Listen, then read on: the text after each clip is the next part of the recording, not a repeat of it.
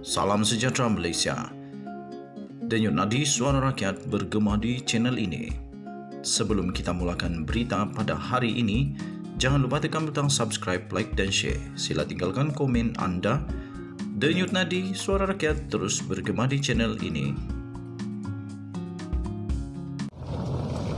Salam sejahtera Malaysia, denyut nadi suara rakyat terus bergema di channel ini. Terima kasih diucapkan kepada kamu yang sudah menekan butang subscribe dan sudah lamakah, sudah baru saja bersama dengan channel ini yang sudah tekan butang subscribe. Saya ucap terima kasih, jutaan terima kasih. Kamu memang terbaik. Tetapi bagi kamu yang baru pertama kali di dalam channel ini yang belum lagi tekan butang subscribe, saya mohon, saya minta tolong untuk tekan butang subscribe, like dan share supaya channel saya semakin besar dan saya pun makin bersemangat untuk membuat konten-konten yang lebih baik. Lagipun subscribe itu kan percuma. Terima kasih. Kita belajar daripada iktibar dan daripada kejayaan Datuk Seri Anwar Ibrahim. Nah, ini patut dimasukkan dalam sejarah Malaysia. Wih, apa indahnya kejayaan Datuk Seri Anwar Ibrahim. Iktibar yang dibawakan oleh Datuk Seri Anwar Ibrahim boleh menjadi motivasi yang cukup besar, boleh menjadi bahan motivasi seumur hidup, sepanjang zaman. Tidak ada mana-mana Perdana Menteri, yang sampai ke jawatan itu sebelum ini yang pernah melalui laluan sesukar yang ditempuhi oleh Datuk Seri Anwar Ibrahim tahu. Belum pernah ada yang lainnya menang jadi PM. Tapi Datuk Seri Anwar Ibrahim melalui proses persiapan selama 24 tahun dengan amat sukar. Telah dipecat pada tahun 1998 ketika hanya setapak lagi untuk melangkah duduk di kerusi Perdana Menteri. Kemudian beliau berjuang melalui parti baru selama 24 tahun tanpa henti, dengan pengalaman yang tidak pernah dialami oleh mana-mana Perdana Menteri sebelum ini. Beliau dipenjara, difitnah, diaibkan, dipukul setengah mati, dikhianati, dimungkiri janji, diejek dengan gelaran PM tepi. Apa yang dilalui oleh Anwar bukan calang-calang orang mampu menghadapinya. Seorang veteran UMNO hampir 10 tahun dahulu pernah berkata, jika dirinya melalui cabaran seperti Anwar itu, sudah lama beliau memilih jalan untuk bersarah. Tapi Anwar Ibrahim tidak pernah merasa untuk cuba mengalah. Bukan kerana untuk menjadi Perdana Menteri, tetapi beliau mahu menegakkan keadilan dan kebenaran. Beliau mahu supaya kebenaran dapat dibuktikan.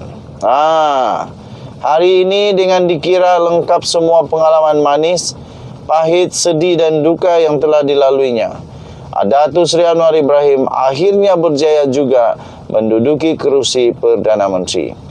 Apa yang kita boleh belajar daripada pencapaian Anwar sekarang ini?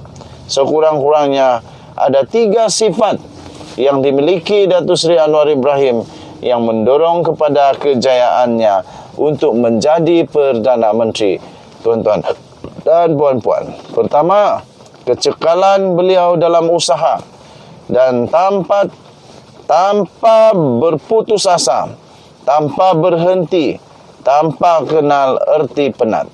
Beliau tetap dengan tekad untuk memastikan bahawa beliau melaksanakan fokus 100 juta %, tidak pernah berhenti. Kedua, beliau sabar dan tidak mudah mengalah, meski banyak kegagalan menghambatnya di pertengahan jalan. Ketiga, sifat pemaaf dan tidak berdendam dengan sesiapa saja yang pernah melukakannya. Sementara kecekalannya berusaha itu memang dikagumi oleh sama ada kawan serta lawan. Sebaliknya sikap sabar dan pemaaf beliau yang luar biasa Tidak berdendam itu kadangkala merimaskan sahabat-sahabat yang dekat dengannya pula. Okey, jadi memang Datuk Seri Anwar Ibrahim terbukti handal di litar lumba. Terbukti memang bukan calang-calang orangnya Datuk Seri Anwar Ibrahim ini. Dan saya rasa tidak akan ada lagi Datuk Seri Anwar Ibrahim nombor 2 selepas ini. Tidak akan ada lagi. Satu-satunya Anwar Ibrahim yang ada di dunia ini adalah Datuk Seri Anwar Ibrahim, Perdana Menteri kita. Okey, ada orang tanya saya, kau ni terlampau Jeksi Anwar. Kenapalah? Ada aku kisah. Kenapalah kalau aku Jeksi Anwar? Ada masalah? Tidak kan? Saya cakap benda yang betul, bah. Saya tidak cakap benda-benda yang tidak betul. Apa yang saya cakap itu semuanya betul. Kalau tidak betul, kamu buktikan tidak betul. Tapi semua yang saya cakap itu betul. Jadi tanya diucapkan kepada Datuk Seri Anwar Ibrahim. Kita jumpa lagi. Bye-bye. Salam sejahtera Malaysia. Selamat pagi tuan-tuan dan puan-puan yang dihormati sekalian. Denyut nadi suara rakyat bergema di channel ini. Bagi kamu yang pertama baru saja masuk dalam channel ini, saya ucap terima kasih. Tapi saya minta tolong tekan butang subscribe supaya channel saya makin berkembang dan saya pun makin bersemangat untuk membuat konten-konten yang bermanfaat bagi rakyat negara Malaysia. Bagi yang sudah tekan butang subscribe, saya ucap terima kasih. Teruskan bersama channel ini. Okey, akhirnya Raja-Raja Melayu bersuara. Di sebalik masih lagi banyak misteri, terutamanya misteri tentang kabinet, Menteri Kabinet Datuk Seri Anwar Ibrahim. Akhirnya Kebawah Duli yang Maha Mulia Raja-Raja Melayu membuat satu keputusan yang baru. Daulat tuanku, ampun tuanku, beribu-ribu ampun, sembah patik mohon diampun. Daulat tuanku, digarhayu tuanku. Akhirnya Majlis Raja-Raja akan adakan mesyuarat, bincang isu semasa dan cabaran-cabaran yang bakal mendatang. Daulat tuanku, inilah raja yang kita junjung selama ini, yang sentiasa peka kepada keperluan, peka kepada apa yang rakyat perlukan di dalam kehidupan. Majlis Raja-Raja akan mengadakan mesyuarat buat kali ke-260 di Istana Negara pada Selasa dan Rabu ini.